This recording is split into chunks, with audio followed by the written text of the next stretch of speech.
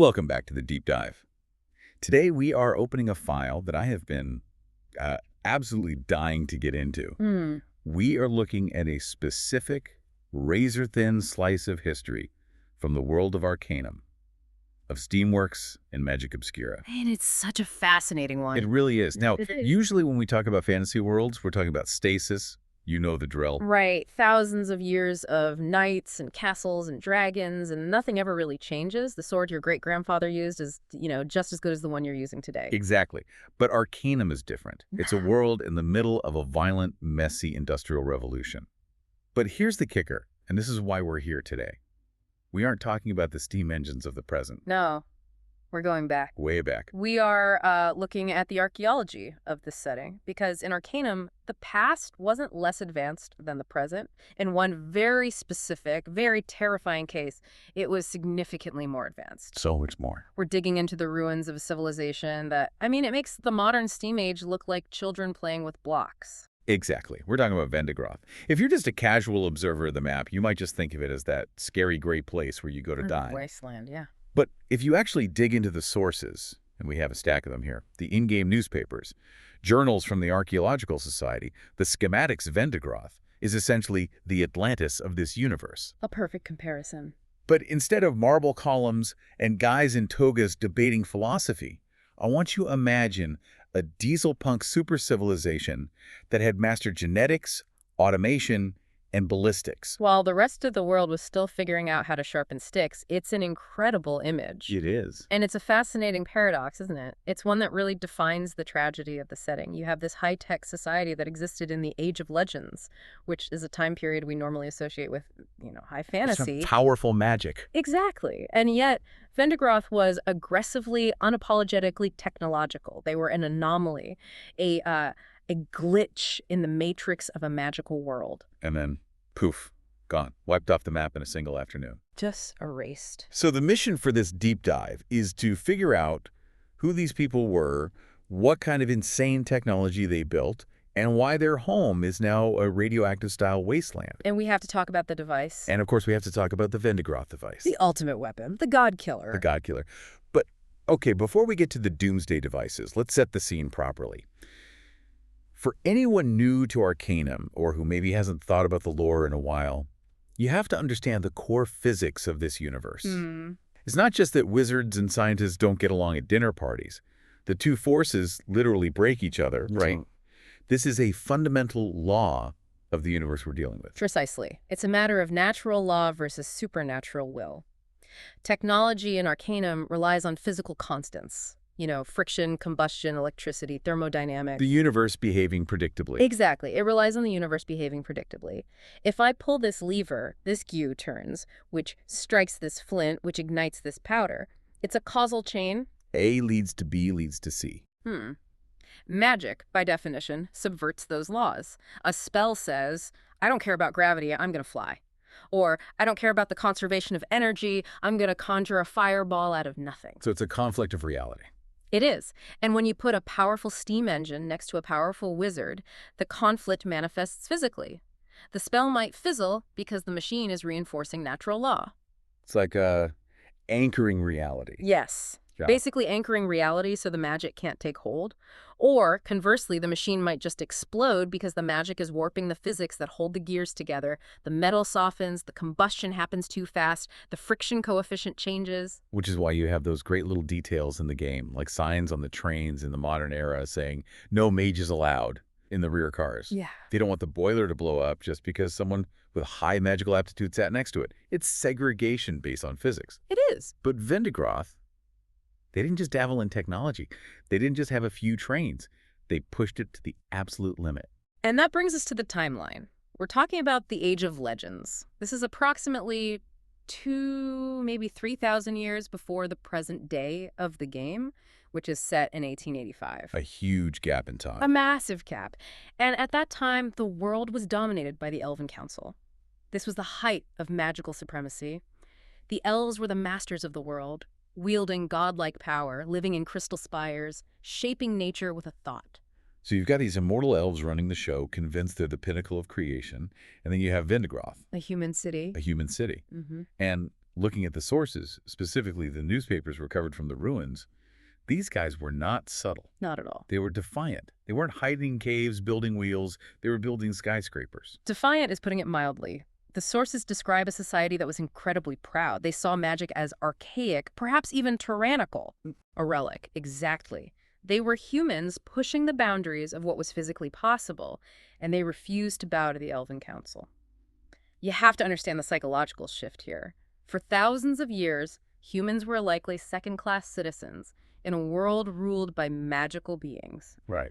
Vendigroth was the moment humanity said, "We don't need your magic. We have engines." I want to pull up the actual text from one of the Vendigrothian Clarion newspapers we have in the source pile. Yeah. Because if you read them in chronological order, it's a masterclass in tragic irony. Oh, it really is. It starts with this distinctively arrogant tone. It feels almost Victorian, but boosted by sci-fi tech. It's jingoistic. The early headlines aren't scared. They're annoyed. They treat the magical threats as a nuisance, not a real danger. Right. Look at this headline. Wizard warning ignored. The text explicitly says, an elven wizard calling himself Arronax has demanded we cease our industrial expansion. And the tone isn't fear. No, it's outrage. Hmm. They're offended that someone from the woods is telling them how to run a city that has running water, electricity, and automated defenses. I mean, you have to put yourself in their shoes. To a Vendigrothian citizen, Arronax isn't a demigod. He's a Luddite. Yeah, he's a savage. He's a savage, exactly. They have mastered the atom, or at least advanced chemistry, and here comes a guy in a robe waving a stick. They fundamentally underestimated the power scaling of magic. They must have. They thought technology was the superior force because it was rational, it was predictable. And there's this great detail where they basically tell him to screw himself. It's the classic come-and-take-it mentality. Mm-hmm. But Arronax wasn't just some random wizard. He was the son of Nasrudin, the leader of the council. He was basically the prince of the elves. And this just highlights the hubris on both sides. Arronax viewed Vendigroth not just as a political rival, but as an existential threat. It was ideological. It was completely ideological. You have to understand, to an elf who has lived for thousands of years mastering the arcane, a machine that can replicate or even surpass your power without the need for magical aptitude is terrifying. It democratizes power. That's the perfect way to put it. It democratizes power. A peasant with a Vendigrothian rifle can kill a mage who spent 500 years studying protection spells. That threatens the entire social order. It's the fear of the new versus the arrogance of the present. Mm-hmm.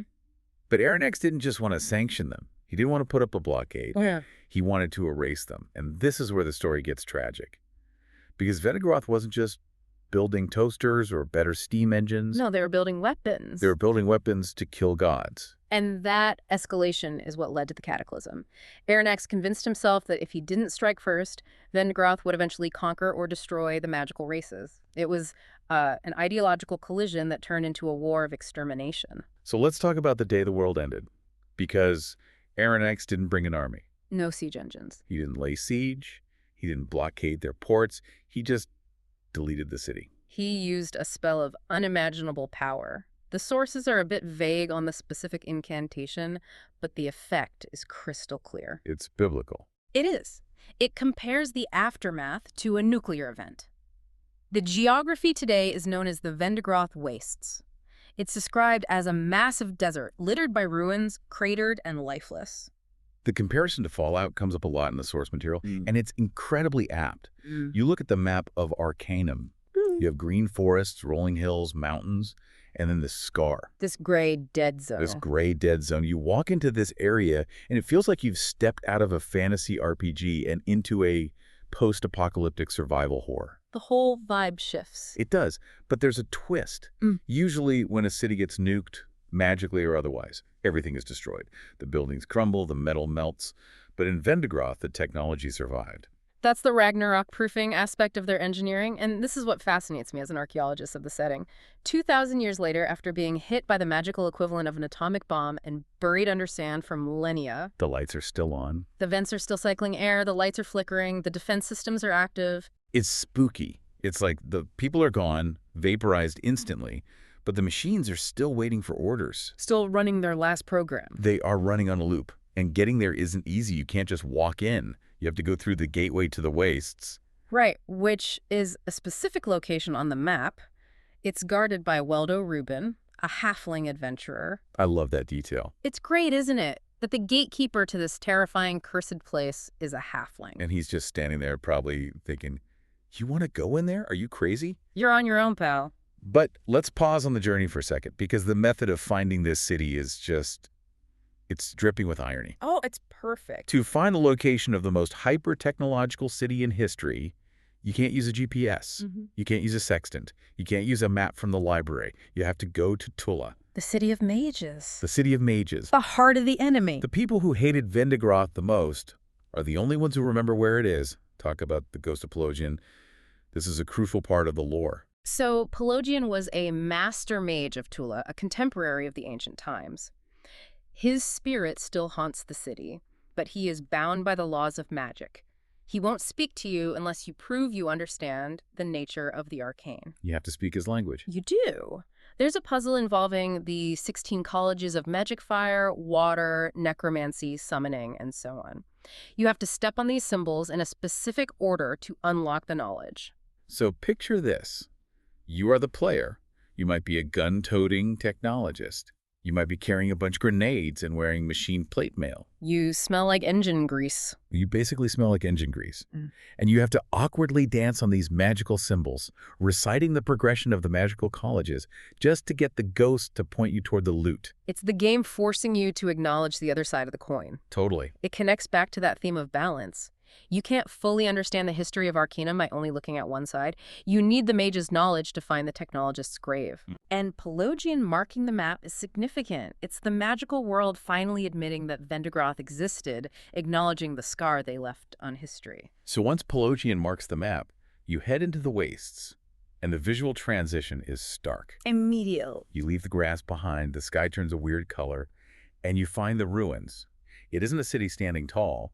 It's a huge, fallen statue, a tower that's mostly buried in the sand. It's all hints of former glory. It is. You have to go underground, down these huge industrial vents, and this is where the dungeon crawl feeling kicks in. But instead of goblins and skeletons, what are we fighting? Automatons, mechanical spiders, and bipedal walkers. And these are not the clunky, steam-pumping robots you see in the modern city of Tarant. In Tarant, a robot is a novelty. It's a curiosity. It moves like a tank, it leaks oil, it's loud. The sources emphasize that the Vendigrothian machines are different. They are sleek. They are fast. They represent a mastery of robotics that has been lost to time. In Tarant, a mechanical arachnid is a marvel of modern engineering that takes a master to build. In Vendigroth, they were mass-produced security guards. It's just security drones. And they are still hostile after 2 millennia. This implies a power source that we don't even understand. Batteries that last 2,000 years. Perpetual motion engines. It definitely feels like they skipped the steam phase and went straight to nuclear fusion, even if the game calls it Steamworks. Something much more advanced, for sure. And this brings us to my favorite part. The loot. Because if you survive the robots, you find stuff that shouldn't exist in a world of swords and sorcery. This is where it gets really sci-fi. Let's talk about the large-bore Vendigrothian rifle. It's a beast of a weapon. In a world where most people are using flintlocks or maybe a primitive revolver, black powder, muzzle-loading stuff. This is a high-caliber firearm designed for heavy warfare. It looks like an anti-material rifle. It has a scope. It uses cased ammunition. The intricate loading mechanism implies precision machining that Tarant can't replicate. Not even close. And it implies that Vendigroth wasn't just fighting elves. They were fighting things that needed to be put down hard. You don't build a rifle like that for hunting deer. No. You build it for punching through magical barriers or dragon scales. It's a weapon of war. And then there are the Vendigrothian war gauntlets. The schematics for these show an understanding of metallurgy and articulation that puts knightly plate mail to shame. It's almost like power armor. It is. It connects the wearer's movements to the metal. It enhances strength, again, this is the theme, using technology to replicate the buffs that mages get from spells. A mage casts Strength of Earth to get stronger. A Vendigrothian puts on hydraulic gauntlets. Precisely. They found a physical solution for a magical problem. But the thing that really blows my mind, the thing that hints at the scale of this civilization, is the submarine. The submersible, yes. This is a detail that is so easy to miss if you aren't paying attention. You find a newspaper in the ruins, the submarine newspaper, celebrating the launch of a submersible watercraft. It talks about exploring the depths. A whole new frontier for them. And if you've played the game thoroughly, you realize you've seen this before. On the Isle of Despair, which is a prison colony on a remote island. There's a rusted wreck on the beach. And that connects the dots beautifully. It implies that Vendigroth had conquered the oceans as well, while the rest of the world was sailing wooden frigates, wind-powered, at the mercy of the weather. Vendigroth was navigating beneath the waves. It speaks to a global reach. If Arronax hadn't stopped them, they likely would have colonized the entire planet. They could pop up in any harbor undetected. It really creates this what-if scenario. But they didn't just master metal. They mastered biology. Yes. We need to talk about the vivifier. This is the weirdest item in the ruins for me. It is certainly the most disturbing in its implications. You find the schematic deep in the ruins. It's a device, or perhaps a serum delivery system, that permanently increases every single attribute of the user. Every single one. Strength, dexterity, intelligence, charisma, everything goes up. In RPG terms, that is the holy grail. Yeah. Usually you drink a potion, you get strong for 5 minutes, then you crash. Or you wear a magic ring that gives you a boost as long as you wear it. This is permanent genetic modification. Exactly. It requires an unknown chemical compound to craft. And you find this compound in a vat in the laboratory section of the ruins. Still there. Still there. Think about that. A chemical mixture that has remained stable and potent for thousands of years.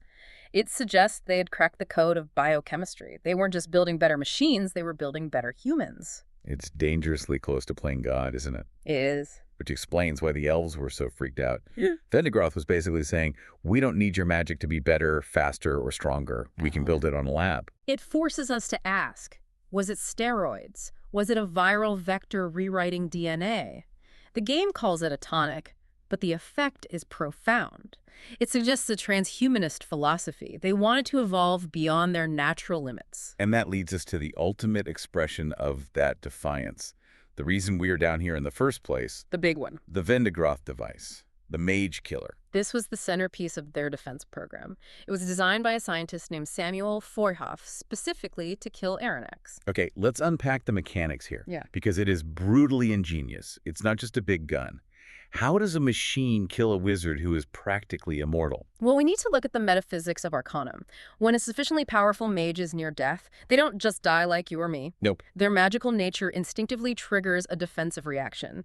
They enter a state of stasis or a cocoon where the magical energies regenerate their body. It's an automatic survival mechanism, almost like a magical reflex. So you can shoot them, stab them, burn them, and they just go into sleep mode and heal. It makes them unkillable by conventional means. Correct. So the Vendigrothian scientists, who, remember, don't use magic, had to study this phenomenon scientifically. They couldn't cast a counterspell. They had to build a machine that interacts with a force they don't believe in. Right. They had to reverse engineer a soul. In a way, yes. The device was built to exploit that specific mechanism. It generates a field that inverts the energy of that stasis. Inverts it. Instead of healing the mage, the device forces the energy to turn inward, destructively. It turns the suck into blow, if you'll forgive the crude analogy. It overloads the circuit. It overloads the circuit. It causes a catastrophic failure. It implodes them. Essentially, it tears them apart at a metaphysical level. It's a hard counter to divinity. It takes the very thing that makes a mage special, their immortality, and turns it into the instrument of their death. It's cruel. It's absolutely ruthless. And it shows just how scared Vendigroth was. Terrified. You don't build something like that unless you are expecting a war of annihilation. Right. It's like building a machine that specifically turns oxygen into poison, but only for one specific person. And the irony, of course, is that they never got to use it. Never. Arronax struck first. The device was left sitting in the basement for 2,000 years. Until we come along, and here's where the story gets really twisted. We go down there thinking we need this device to kill Arronax, who we think is the big bad guy. Right, the ultimate villain. But it turns out Arronax is trapped in the void, and he's actually, well, he's chilled out a bit. He's had a long time to think. 2,000 years in solitary confinement changes a person. Apparently. The real threat is Kurgan, the necromancer. And Kurgan is arguably even more powerful than Arronax. A whole different level of threat. So we end up retrieving this ancient weapon, built to kill one elf, to potentially use it on a completely different ancient evil. It's the only thing in the universe, aside from maybe the Kriegerd's Falchion, that can permanently end these beings. It saves the world. The dead city of Vendigroth, from beyond the grave, provides the weapon that saves all existence from the necromancer. It's a poetic redemption for a civilization that was destroyed for its ambition. They built a weapon of hate, and it becomes a tool of salvation. Incredible, isn't it? Speaking of redemption and weird theology, we have to talk about the altar. The altar. Because you are walking through this temple of science, pipes, gears, chemicals, robots, and then, deep on the lower levels, you find an altar to a god. The altar of Valorian. The All-Father. This threw me for a loop the first time I saw it. Why would these atheistic technocrats have a shrine to the All-Father? It feels like a contradiction. It is the biggest contradiction in the ruins. There are a couple of main theories here. One is the hubris theory. Okay. They believed that by mastering science, they had become the equals of Valorian, that they were the true successors to the All-Father's power, so they built the altar not to worship him, but to invite him to the table as a peer. Hey, Dad, look what I built. Exactly. See, we can do it too. The second theory is the scientific constant. Ooh, I like that. Perhaps they discovered that deities in our kingdom aren't mystical beings, but extra-dimensional energy sources. Maybe the altar wasn't a place of worship, but a receiver. A conduit. Conduit to tap into a power source they didn't fully understand but wanted to exploit. Whatever the reason, the altar works. And it offers the biggest power-up in the game. Plus 100 health. Plus 100 fatigue. Plus 3 to all stats. It turns you into a demigod. But, and this is a huge, but it is a trap for the unwary. It's the technologist's trap, and it is brilliant game design. To gain the blessing of Valorian, you have to walk onto the altar. The god strikes you dead and then resurrects you. Which sounds fine. Death and rebirth. Yeah. Classic mythological trope. It does, unless you are a master technologist. Remember the physics we talked about at the start? Magic and tech don't mix. They don't mix. If your technological aptitude is too high, say, you've mastered gunsmithing and mechanics, which you probably have if you're down here using the Vendigroth rifle, your body naturally resists magic. You have magic resistance. So the god kills you. Yep. And then the resurrection spell bounces off. Exactly. The killing part is physical damage, lightning, or force, so that works just fine. But the resurrection is a spell. Your own mastery of science prevents the divine miracle from saving you. You just stay dead. You just stay dead on the altar. That is dark humor at its finest. You can imagine the developers just giggling when they put that in. Oh, you love science. Enjoy staying dead. It forces the player to live or die by the philosophy they chose. It proves that even in the heart of the technological capital, the laws of the universe still favor the believer. It's the ultimate gotcha. So, we have looted the rifles, we've grabbed the vivifier plans, we have the device. But before we leave the ruins, I want to go back to those newspapers one last time. The Clarion. Because they paint such a vivid picture of the end. They do. We talked about the arrogance in the beginning, but as you read the later editions, the tone shifts. Yeah. The bravado evaporates. It's all gone. There's a frantic energy in the text. Reports of disturbances on the outskirts. The realization that their guns, which are massive, by the way, aren't stopping whatever is coming. It's the Ozymandias moment. The realization that your walls aren't high enough. Look on my works, ye mighty, in despair. Exactly. The submarine launch was probably a desperate attempt to get some people to safety, right? Get the VIPs out, dive deep, maybe he won't find you. It was likely an arc, a desperate bid for survival. And then silence. The final paper just stops. We don't have a newspaper describing the destruction because newspapers require a printing press. And printing presses require a building that isn't currently being vaporized by a level 50 harm spell. Precisely. It's the silence at the end of the archive that speaks the loudest. It really is. And that event changed the world. We have to remember Nasrudin's reaction. Nasrudin was Arronax's father. He was the head of the council. When he saw what his son had done, the total annihilation of a civilization, he broke. It horrified him. He couldn't kill his own son, but he couldn't let him get away with it. The destruction of Vendigroth was the line in the sand. So he banished Arronax to the void. That event, the destruction of Vendigroth, was the catalyst that ended the Age of Legends. The council fell apart.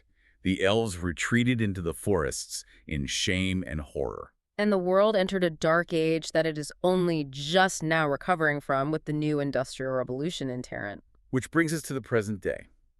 You look at Tarant smokestacks, child labor, mass production, arrogance, and you have to wonder, are they just repeating the cycle? That is the central question of the setting, isn't it? It is. Tarant is walking the exact same path Vendigroth did. They are pushing magic away. They are damaging the environment. They are challenging the old orders. The question is, will it end differently this time? Well, the difference is there's no Arronax this time to stop them. That's true. Magic is waning. Technology is winning.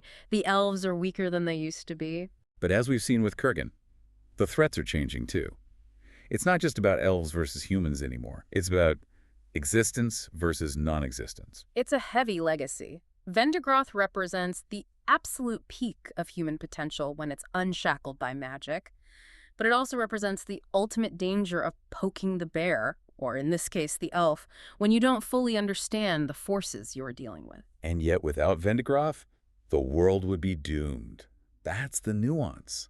Arronax destroyed them because he thought they were a threat to life. But in the end, their invention is the only thing that can save life. The dead city saves the living world. It's a beautiful paradox. So here is a final provocative thought for you listening at home. What if Arronax hadn't done it? What if Vendigroth had survived? That is the big what if. With devices like the Vendigroth Device, would they have eventually hunted down every mage? Would they have cured the world of magic entirely? Would that even be a cure? Right. Would we be looking at a world of pure science, void of any wonder? Or would they have eventually destroyed themselves with their own weapons?